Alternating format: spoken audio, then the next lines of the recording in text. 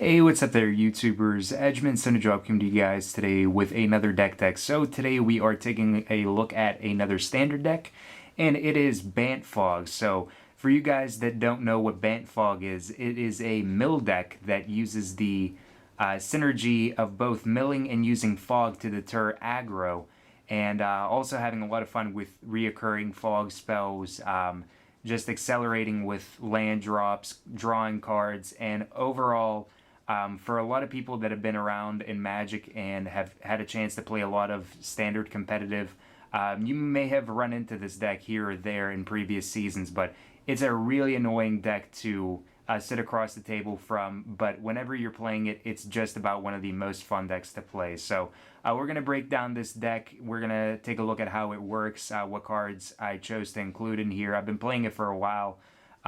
In previous seasons, but I decided to post another updated version of it. For now, most of the cards are up to date. I tried to make this as rotation friendly for the Scars rotation as possible because I know a lot of people don't want to invest in a deck and have everything rotate. The only two cards that are going to be rotating out of this deck are going to be Rites of Flourishing and Day of Judgement, but we'll get to that. They're both important cards in the deck, but even still, you can build this deck. It's not going to set you back much even after it rotates, but we're going to break it down. But before we get to that, if you guys have any suggestions for decks that you would like to see, please leave it in the comments below, and I'll take it into consideration for future deck techs.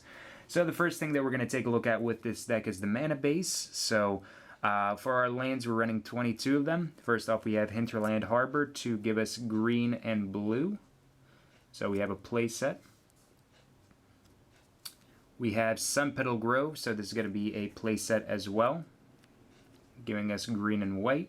The deck mainly focuses on green and blue mana, but we have the splash of white for Terminus and Day of Judgement because once you start using board wiping and a lot of mass removal, then you don't need the Day of Judgement and Moonmist as often, so it kind of works out better to our advantage. I mean, sure, Undying is annoying, but Terminus gets rid of that, so there's instances where Day of Judgement isn't as good, but in some situations, Stonehorn Dignitary could side in, and I do sometimes side it in. It just depends on what matchups it is. But then we have our basic land, so we're running 6 forests, so 3 and another 3. We're running 5 islands, 3 and 2. And we're running 3 plains, so we have 7 sources of white mana for this deck, but honestly, with Rites of Flourishing, with the amount of cards you draw off of Rites of Flourishing and just the amount of cards that you have towards your advantage, you really just hit into your plains really easily, that or Sunpetal Grove, and you only need 2 of them to be able to board wipe, so it's never a problem to get the right mana, and mainly it's just green or blue that you need to get the deck functioning, and white's just the utility for removal. But now we're going to take a look at everything else in the deck. So we have Jace Memory Adept, so he's going to be a 3 of in the deck. So mainly we're using him for his 0 ability to mill 10. We can draw cards off of him, but that's really only if it's a isolated incident where we need a removal or we need a fog that we didn't get or something like that. The +1 is relevant, but the 0 is much more relevant because you're already going to be forcing your opponent to either draw a lot off of Rites of Flourishing or just mill them with Mind Sculpt, stuff like that. All of this stuff kind of just synergizes together, but Jace's mill with his 0 ability is supreme, especially as a 5-drop, and you can get him out real easy with Rites of Flourishing. Then we have Snapcaster Mage, so he's going to be a 3 of in the deck, probably the most expensive card in the deck. But the deck's not really that expensive to make, honestly. But Snapcaster is, it's not that he's a must, but he's a preferred card to have in here. You could substitute him for maybe more fog-like effects, but Snapcaster Mage is really good just because you get to reoccur stuff like Mind Sculpt, the Fogs, Moonmists, or even Day of Judgement if you really need it, but mainly Snapcaster is here to reoccur and give us more instances of Fog and Mind Sculpt, so you can mill for more. So 3 Snapcasters. The main card in this deck, and one card that you really can't do without is Rites of Flourishing. So it's a 3-drop enchantment. At the beginning of each player's draw step, that player draws an additional card, and each player may play an additional land on each of his or her turns. So Rites of Flourishing is incredibly enormous of a card. You can hit a lot of extra land drops with it. You draw a lot of cards, especially if there's multiples. And Rites of Flourishing is just amazing. It accelerates the game so much quicker, and it makes it so much fun because your opponent may play all of the creatures and all of the things, but essentially you're just going to get all of your fogs, and it's just a matter of time of stalling and letting your opponent just run out of cards. So that's the fun thing about Rites of Flourishing. So we're running a playset absolutely for this deck. And then we have Mind Sculpt. So from M13 for 2 mana, opponent puts the top 7 cards of his or her library into his or her graveyard. So mill for 7 for 2 mana, not bad. I wouldn't mind Glimpse the Unthinkable, but beggars can't be choosers. Mill 7 isn't bad for now for standard, especially if it's 1 blue and 1 generic mana for it. Then we have Increasing Confusion. So most times I find myself just paying 1 blue just to get into my graveyard and then flashing back, because whenever you flash it back, it's going to mill for double X. So whatever X is, you mill for double that. So let's say you pay 1 blue and then X equals 4. You're going to mill 8 if it's the flashback. So I like to get it into the grave. It's really cheap to just get it into the grave and then use a really huge flashback on it. But we're running 2 of these. This is kind of a more late game. Once you have like 2 or 3 rights out already, and it's been a while. You have a lot more mana to your advantage. Then you can drop Increasing Confusion for a lot and just kind of finish the job, really. That's pretty much what Increasing Confusion does.